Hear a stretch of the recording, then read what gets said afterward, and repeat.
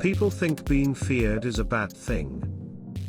However, I respectfully disagree. Anybody can be feared.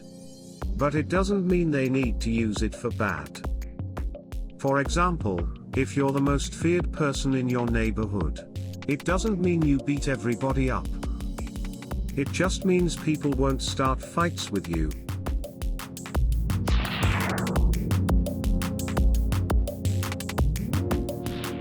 Yes, absolutely. The two are interlinked. If you fear somebody, then you must also respect them. Think about this. Would you start hurling threats at Mike Tyson? I highly doubt it. Even if you don't like him, you still fear him enough to show respect.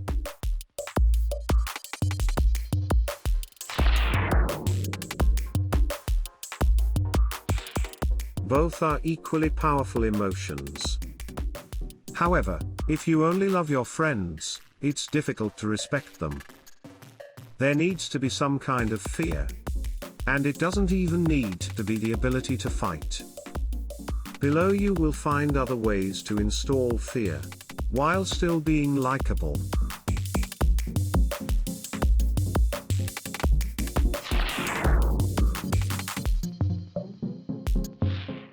The absolute best way to be feared and respected is by learning to fight. The reason people are not feared and respected is because they are timid. When learning to fight, you can't be timid anymore. You have to develop the other side of yourself. The darker side. As you get more experience fighting, your confidence increases. And people can sense it.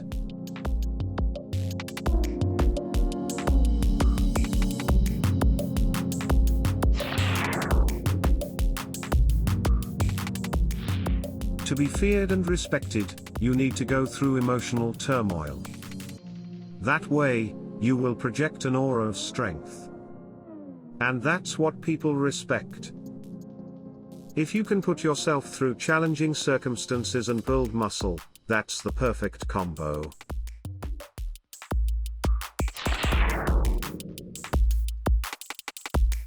Another way to get respect is to achieve the impossible. Ask yourself, what do people struggle to achieve? Once you know the answer, go out and achieve it.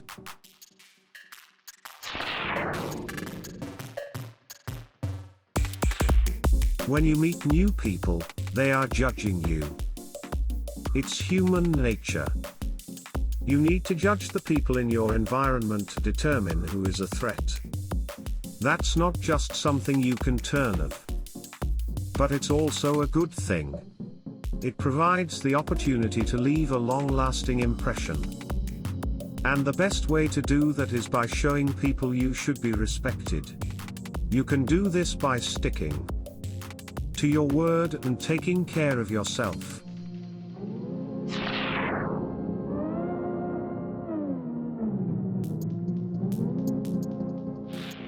Setting boundaries is important because it allows us to protect our time and energy.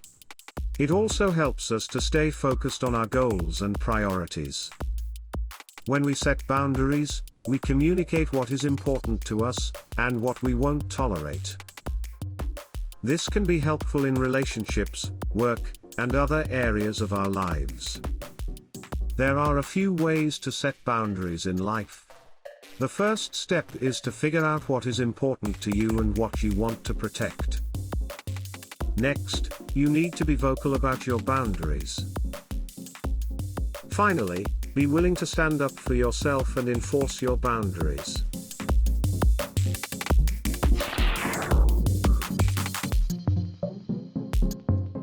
People apologize too much. They apologize for things that they don't need to, and they do it because they're afraid of what might happen.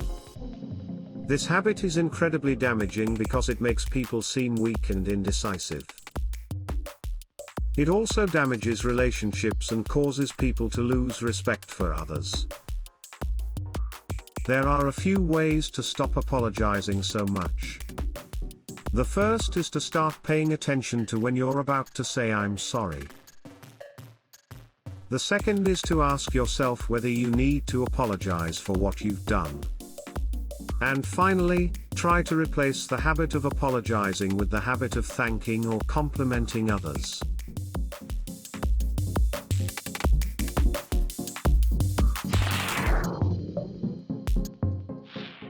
Eye contact is an important part of human communication.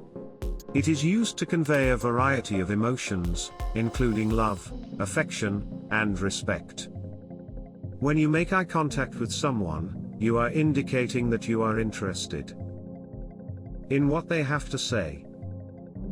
It can also make the other person feel appreciated and respected. If you don't make eye contact, it shows the other person you are timid. While they may still be nice to you, it won't get anybody's respect.